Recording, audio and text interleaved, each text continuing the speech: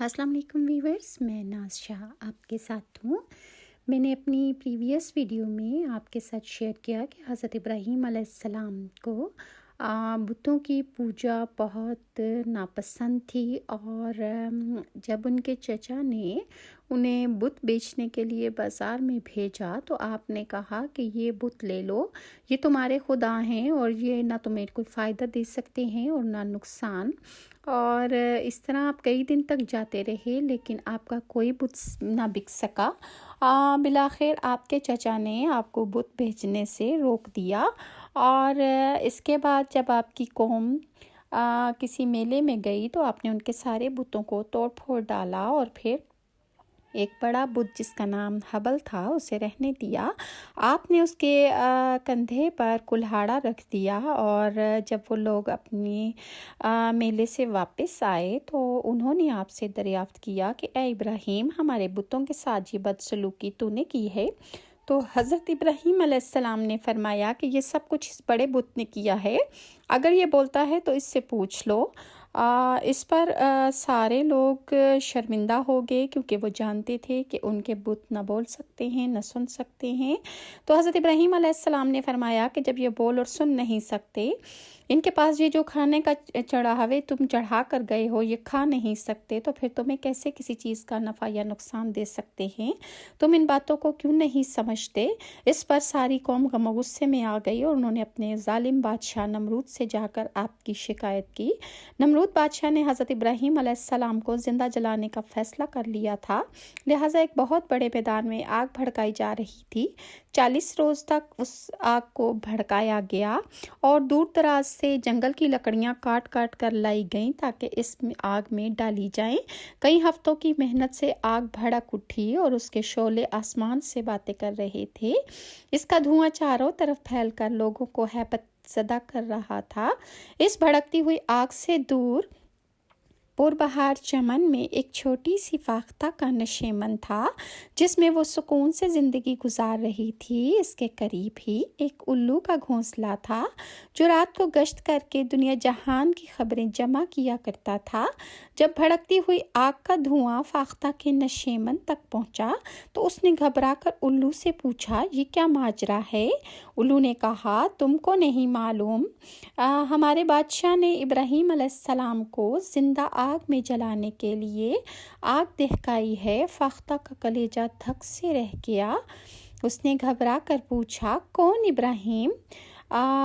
वही खलीलुल्लाह। उल्लू ने अपनी आंखें चमकाकर बड़ी खुशी से फाख्ता को बताया कि हाँ, वही इब्राहीम अलैहिस्सलाम जिनको खलीलुल्लाह कहा जाता है। ये हज़रत इब्राहीम अलैहिस्सलाम का नाम सुनकर और ये ख़बर सुनकर फाख्ता बेइख्तियार रोने लगी। उसने चीख कर कहा, नहीं नहीं, ऐसा नहीं हो सकता, नहीं, ऐसा हो ही नहीं सकता, अल्लाह के दोस्त को कोई जला ही नहीं सकता। तो उल्लू ने बड़ी खुशी से हंस कर कहा, तुम कौन चीज़ हो? कैसे रोक सकती हो? क्या पिद्दी और क्या पिद्दी का शोरबा, तुम्हारी क्या मजाल है कि तुम इब्राहीम को आग के शोलों से या भड़कती हुई आग से बचा सको? वो तो जल कर रहेगा। फाख्ता ने रोते हुए कहा, नहीं नहीं, मैं ऐसा नहीं होने दूंगी। वो फड़फड़ाती हुई अपने नशेमन में लौट आई। इसकी समझ में नहीं आ रहा था कि क्या करे। फिर इसने अपने बच्चों पर अलविदाई नज़र डाली और अपने नशेमन से निकल गई। जब उसके सामने जब हज़रत इब्राहीम अलैहिस्सलाम को आग में डाला गया तो वो बहुत ज़्यादा गिड़गिड़ाई, बहुत ज़्यादा चीखो पुकार उसने की और वो अपने अल्लाह के हुज़ूर गिड़गिड़ा कर दुआ करने लगी कि ए मेरे रब, इब्राहीम अलैहिस्सलाम को बचा ले। ए अल्लाह, तो इब्राहीम अलैहिस्सलाम पर अपनी रहमत नाजिल फरमा और उन्हें भड़कती हुई आग के शोलों से बचा ले। वो करीब के चश्मे पर गई और अपनी चोंच में पानी भरकर तेज़ी से फैली हुई आग की तरफ उड़ने लगी। आग के शोले भड़क रहे थे लेकिन फाख्ता की ज़ुबान पर एक ही दुआ थी, मेरे रब, इब्राहीम को बचा ले।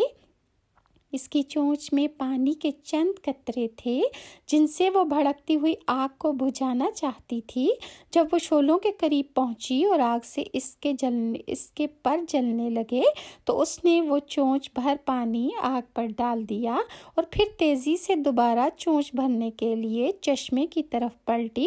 فاختہ نے پانی کے چونچ میں بھر کر لانے کے لیے کئی پھیرے لگائے۔ اتنے زیادہ اس نے پھیرے لگائے جتنا اس کی چھوٹی سی چونچ میں پانی آ سکتا تھا۔ وہ بھر کر لاتی اور اس دہکتی ہوئی آگ پر ڈالتی۔ وہ تھک کر چور ہو گئی۔ آگ کی گرمی کی وجہ سے اس کے بازو شل ہو گئے تھے، اس کے پر جل چکے تھے۔ بالآخر وہ اپنے نشیمن کے قریب بے دم ہو کر زمین پر گر پڑی اور اس کی بہت بری حالت ہو گئی۔ الو جو یہ سب تماشا دیکھ رہا تھا اس نے زور سے قہقہہ لگایا اور اس نے فاختہ کا مذاق اڑایا اور اس نے کہا، بے وقوف چڑیا، یہ چونچ بھر پانی سے آگ کا دریا بجھانے چلی تھی۔ فاختہ نے چمک کر کہا، تم کیا جانو، میں نے اپنا انعام پا لیا ہے۔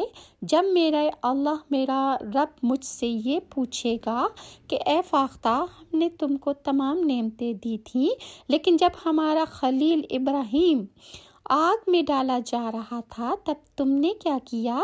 تب میں عرض کروں گی کہ یا الہی، میں نے اپنی بساط بھر کوشش آگ بجھانے میں ضرور لگا دی تھی۔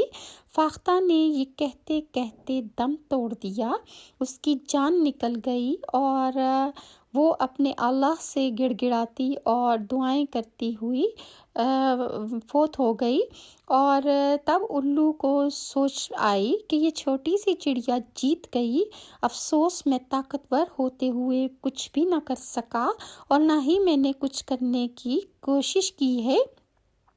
ہم لوگوں کا بھی کچھ ایسا ہی حال ہے اور نمرود ہیں چاروں طرف پھیلی ہوئی آگ کو بجھانے کی۔ کیا ہم کوشش کر رہے ہیں؟ ہم بھی تماشبین بنے بیٹھے ہیں اور ہمارے ارد گرد بھی مسلمانوں پر ظلم ڈھائے جا رہے ہیں۔ ہم اور کچھ نہیں تو ان کے لیے دعائیں کر سکتے ہیں اپنے رب سے گڑ گڑا کر، کہ جس طرح فاختہ نے اللہ تعالیٰ کے حضور گڑ گڑا کر دعا کی اور جتنی اس کی چونچ میں پانی آ سکتا تھا اس نے آگ بجھانے کے لیے مدد کی۔ تو اللہ تعالیٰ ہمیں جتنی توفیق دیتا ہے ہمیں بھی مسلم امہ کی مدد اتنی ہی کرنی چاہیے۔ مزید آپ کے ساتھ میں ویڈیو شیئر کروں گی کہ حضرت ابراہیم کو جلانے کے لیے آگ میں لوگوں نے منتیں مانا شروع کر دی کہ ہماری فلاں منت پوری ہوگی تو ہم ابراہیم کو جلانے کے لیے اتنی لکڑیاں دیں گے۔ تو یہ سب ویڈیوز انشاءاللہ میں نیکسٹ میں آپ کے ساتھ شیئر کروں گی۔ اور ویورز، اگر آپ کو میری یہ ویڈیوز اچھی لگتی ہیں تو کائنڈلی لائک اور سبسکرائب ضرور کیا کریں۔ اور نیکسٹ ویڈیو میں انشاءاللہ ناز پھر آپ کے ساتھ حاضر ہوں گی۔ تب تک کے لیے اجازت دیں۔ اللہ حافظ۔